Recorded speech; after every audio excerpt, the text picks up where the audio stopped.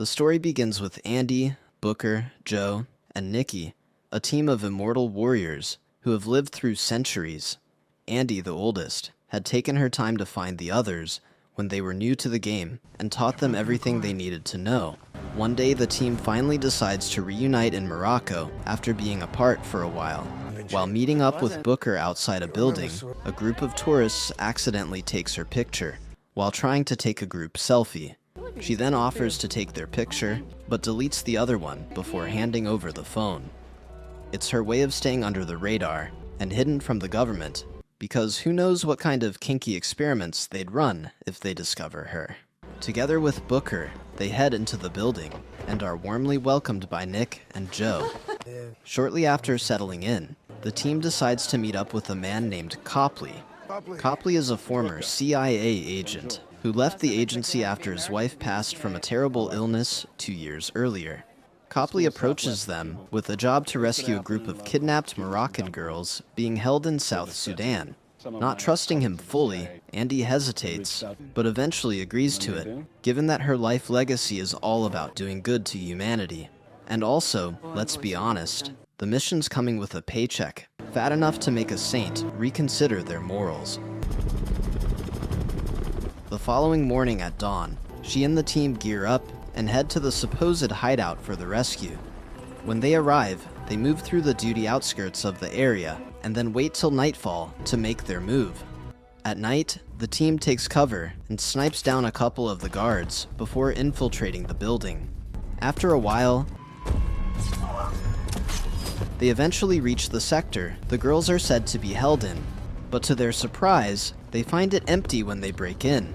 Before they can process anything, they get surrounded by dozens of armed guards who open fire and take them all down. After the guards confirm that indeed they have been killed, they let down their guard and decide to head back. While the guards turn to leave, the unspeakable happens as the team's bodies suddenly start to twitch. Within seconds, their shredded skins and broken bones heal up as they regain their consciousness and get back up. This time around, the massacre is for the other party. The team, now more active than ever, moves with efficiency, taking down each of the men before they even get to process what on God's green earth just happened. In a matter of seconds, the entire squad is obliterated and the team remains standing. When they look around and see some cameras, it then dawns on them that there were never any girls to rescue and that they have just been set up. However, Copley, who had set the whole thing up and had been watching the whole incident from his office back in the States, marvels at his latest discovery. Meanwhile, in Afghanistan, a young Marine named Niall Freeman is out on a mission with her unit to track a local insurgent leader hiding in a small village. The squad moves in cautiously, clearing the area. They meet a group of terrified women and ask for the insurgent leader's location. Not wanting to put themselves at risk, the women tell them they know nothing about him, but use their gestures to point towards the hideout. Niall and her team then swiftly move towards the location. When they break in, the man tries to attack, so Niall shoots him down immediately. Since the mission specified to capture him alive, she tries to render some emergency medical help to the man, but before she realizes it, the man picks up a blade and uses his last energy to slit her throat. She then passes out.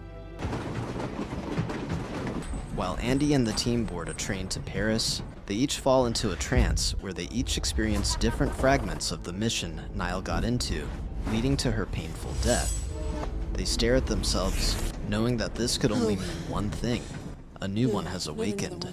They get frustrated about the fact that someone else has been selected to join them in their unending suffering, and wonder why it took 200 years to happen.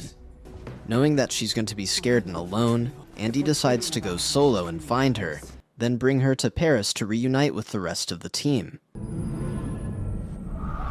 In the camp, Andy, who has now been labeled a corpse, wakes up in the medical section and meets herself bundled up.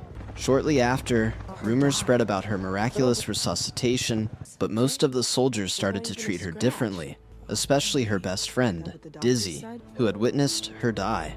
Meanwhile, in London, Copley meets Merrick, the young CEO of a powerful pharmaceutical company who has devoted his life to creating a mechanism to elongate human life. Copley shows him the footage of Andy's team regenerating, and Merrick, barely containing his greed, sees profit written all over it. Viewing the discovery as an opportunity to harness their genes for eternal life, he orders Copley to find them and bring them in. Back at the camp, reports of Niall's reincarnation get to the higher-ups, and they command that she be taken in for experiments. While some men try to reprimand her, Andy suddenly shows up and rakes them down swiftly. She then knocks Niall out as well, to save her the struggle of explaining as she takes her with her. Several minutes later, she wakes up in the trunk of Andy's car while she drives through the desert. Thinking quickly, she breaks herself out and proceeds to escape, forcing Andy to park the vehicle. While Niles tries to run, Andy tells her it's pointless as she gives her a headshot, unaliving her immediately. Niles wakes up shortly after, wondering why Andy shot her and why she's still alive.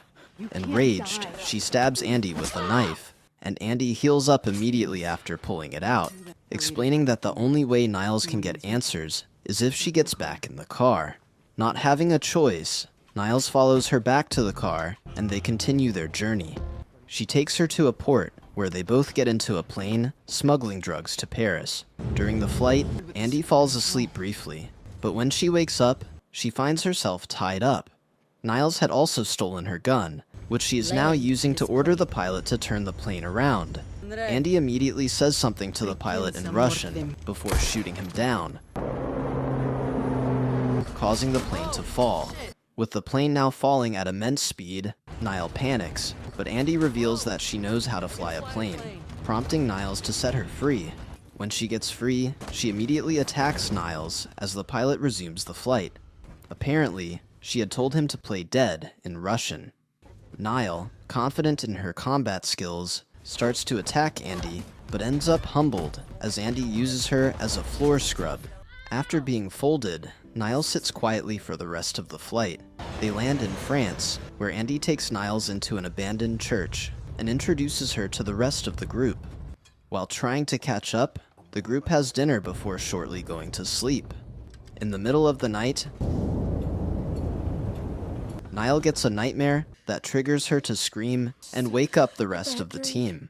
When they ask about it, she reveals that it's about a woman locked in an iron coffin under the sea who kept going through the endless torture of drowning and coming back to life all alone in the darkness.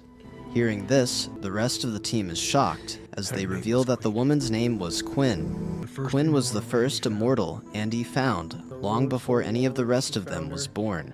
Together, they fought numerous battles and conquered kingdoms. One day they both got captured and given the same judgment every lady who dared give an opinion in the early 1500s got. They got labeled as witches and hanged. Seeing how they didn't die, they got burned, but even that still wasn't enough to end them. The high priest then came up with an idea, which led to him putting Quinn in the coffin and throwing her deep into the sea. Andy had been searching for her ever since, but never found her. Learning about Quinn, Niall gets overwhelmed as she bolts out of the building.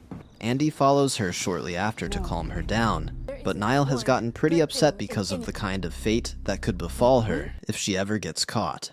She tells Andy she wants to go back to her life, but Andy tells her it can't work, because the Marine would just keep using her as a test subject to run different experiments. Suddenly, they hear the sound of gunshots coming from the building. Immediately, they head back to find out the cause, but are shocked to find out that Nikki and Joe have been abducted. They meet Booker in a state that clearly depicts the body anatomy you're only taught in biology class. Given the gravity of his wound, he takes a while to come back to life, but when he does, he explains that even he doesn't know what happened, as the last thing he remembers was a grenade explosion. Figuring out that the attackers must have been sent by Copley, and will probably be coming back for the rest of them, Andy sets out for the confrontation, instructing the rest of them strictly to wait for her signal. While Niles wonders what the signal could be, Booker, who is still slowly healing up, tells her not to worry as it will be clear enough to read when Andy gives it. Outside, Andy meets a bunch of armed professionals, heading back to church. Seeing it as a good opportunity to exercise, she confronts them head-on and solos the entire squad. A group of reinforcements arrives, but she knocks them out cold without breaking a sweat. She then gives the signal immediately after. While Niles and Booker head out, she is beyond astonished at the number of dead bodies Andy is allegedly responsible for. They get into a vehicle and set out to rescue their teammates. Meanwhile, in the van in which Nikki and Joe are being transported, they slowly regain consciousness and meet themselves in shackles surrounded by a group of armed men, who look like they're about to start digging in them. While Joe tries to find out if Nikki is okay, the men make fun of him, calling him his boyfriend. All of a sudden, the two of them start getting freaky, proving that indeed they're a gay couple. Pretending like they don't secretly goon to pay Gorn, the men separate them so their boners won't give them away. By the time the van arrives at a discreet location, Joe and Nikki have taken out all the men, even while still chained up. They get taken aboard a plane, which takes them straight to London. They get taken straight to Merrick, who tests out the regeneration himself and confirms that he has just become rich. Copley reminds him that the agreement was to use them for science and not personal profit, but Merrick just asks him to bring in the other two. Meanwhile, Andy takes Niall and Booker to a hideout, which she claims to have been using since the mid-11th century. Niall is shocked, as she wonders just how many generations Andy must have witnessed. While they settle in to spend the night, Andy notices something unusual. One of the injuries she sustained during her earlier fight has refused to heal. Without alarming the others, Andy rushes out to get some medical supplies, given that the last time she probably took any form of medicine was before she discovered her powers in the early AD. She doesn't have any experience with it. The store clerk then notices her nervousness and helps her dress her wound. On her way back, she remembers the one immortal from her past, who had suddenly lost his powers and died, making her realize that her time might have come as well. In London, Nikki and Joe are put under rigorous tests, but through the pain and torture, they both make side comments about the ditty stuff they'll do to each other when they're both free. The following morning, Andy and the rest of the team head to Copley's house to confront him. When they arrive and prepare to break in, Niall suddenly reveals her intentions to withdraw, explaining that she wants to spend some time with her family before they grow old and leave her behind. Feeling compassionate, Andy asks her to go, handing her a gun. She and Booker then break into the building to apprehend Copley, but all of a sudden, Booker switches up on her. She gets shot in the stomach by Copley while Booker restrains her. While she looks at him with pain and disappointment, Booker explains that if Merrick can complete the experiment, then he should be able to put them out of their misery for good. Booker then notices that the gunshot wound isn't healing, but before he can do anything, Merrick and his men show up and capture them both. They get taken to the lab, where several experiments are run on them alongside Joe and Nikki. Meanwhile, Niall, who can't shake off the vibe she's getting, heads back to Copley's place. When she gets there, Copley, realizing that she's one of them, fills her in on everything that happened. He also shows her some of the good deeds Andy has been doing over the centuries, as well as their results. Apparently, since he lost his wife, he had also gotten obsessed with finding a way to elongate human life. That's why he sold them out. Unfortunately, Merrick seems to have other plans. Wanting to make up, he takes Niall to the lab, where the tests are being run. He tries to tag along with the rescue, but Jill stops him, telling him to stay put, unless he wants to link up with his dead wife in the afterlife. Single-handedly, she infiltrates the base, taking out the guards with maximum efficiency. She eventually makes it to the room where the rest of the team is being kept and sets them free. Given what Booker did, the team intends to leave him behind, but Andy sets him free, stating that now is not the time. Together, the team fights through the horde of guards, each of them using their bodies as meat shields for Andy, while they try to find Merrick. Merrick uses some sort of distraction to separate the team from Andy, but thankfully Niall stays with her. Merrick shows up shortly after and tries to kill Andy, but Niall yanks him out the window and crashes with him into a car. Too bad only one of them has regenerative abilities. She regenerates after the crash with her teammates, and they get away from the scene shortly before the police arrive. As a punishment for what Booker did, he is banished from the team for 100 years. They all say their goodbyes and part ways with him. The rest of the team meets up with Copley and forms an alliance where he's required to keep them in the game, but keep them hidden enough from the bad people who could cause them harm. Months later, when Booker, now a chronic drinker, stumbles into his apartment drunk, he meets Quinge, who had apparently found a way to escape from her torture. The end. Thank you for sticking to the end of my video.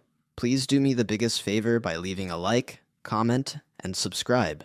And I hope to see you in the next video.